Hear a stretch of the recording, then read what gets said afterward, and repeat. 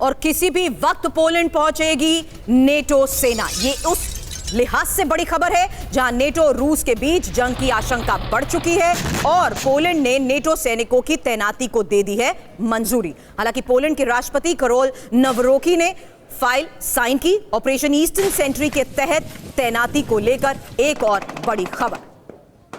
तो रूस वर्सेस 32 देश महायुद्ध का काउंटडाउन। बड़ी खबर यह है कि रूस के खिलाफ पोलैंड में नेटो की बड़ी तैनाती और नेटो देशों की सेना पोलैंड पहुंचने वाली है। हालांकि पोलैंड का एक्शन, जहां पोलैंड के राष्ट्रपति ने सहमति पत्र पर दस्तखत कर दिए हैं और राष्ट्रपति रोल नवरोकी ने नेटो की तैनाती को मंजूरी दे दी है। अब पोलैंड की सुरक्षा को मजबूत करने के लिए नेटो की एंट्री को लेकर ही मनीष पहले सवाल आपसे किया गया था, लेकिन पोलैंड में ऑपरेशन ईस्टर्न सेंट्री को लेकर खबर क्या है? क्योंकि पोलैंड में नेटो के फाइटर जेट्स जिस तरीके से उड़ान भर रहे हैं, डेनमार्क, फ्रांस, ब्रिटेन, जर्मनी की सेना तैनात रहेगी और नेटो के टैंक और विनाशक हथियार भी पोलैंड रवाना हो रहे हैं। एक और बड़ी खबर है, ड्रोन घुसपैठ के पीछे रूस के बड़े प्लान को लेकर एक बड़ी खबर, जहां नेटो के एयर डिफेंस चेक कर रहा था रूस। नेटो की प्रतिक्रिया का टेस्ट रूस ले रहा था और पोलैंड और रोमानिया में रूस के ड्रोन घुसे थे।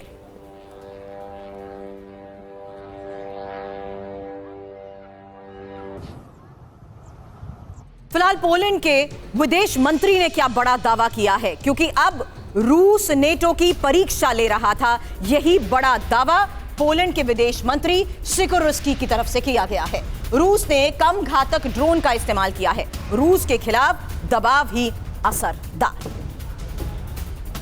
तो पोलैंड पर हमले की रूस की रिहर्सल। बड़ी खबर आपके सामने। रूस का मकसद क्या है? नेटो की प्रतिक्रिया परखने की क्रेमलिन की कोशिश और ड्रोन बिना विस्फोटक, क्योंकि पोलैंड में दाखिल हुए ड्रोन में विस्फोटक नहीं और सीमित नुकसान, जहां ड्रोन अपने लक्ष्यों तक नहीं पहुंचे। हालांकि नेटो की प्रतिक्रिया यह कि लड़ाकू विमान तैनात करने की घोषणा और रोमानिया पर इसके असर को देखते हुए ड्रोन आने के बाद F-16 की तैनाती।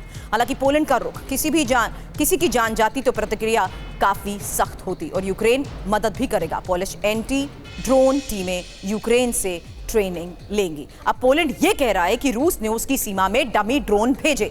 आपको अब हम ये बताते हैं कि दुश्मन देश में डमी ड्रोन भेजने का मकसद आखिर होता क्या है? एयर डिफेंस का पता लगाना, महंगी मिसाइल को बर्बाद करना, खुफिया जानकारी जुटाना, दुश्मन का ध्यान भटकाना और उकसावे का प्रयास। हालांकि रणनीतिक भ्रम भी ये पैदा करता है। दुश्मन पर मनोवैज्ञानिक दबाव डालने की कोशिश होती है। अब रूसी युद्धक तैयारियों को लेकर एक तस्वीर। रूस बेलारूस के युद्धाभ्यास ज़ैपेट 2025 जारी है और दोनों देशों की सेनाएं युद्धाभ्यास कर रही हैं। आमने सामने की जंग के अभ्यास को लेकर बड़ी खबर है।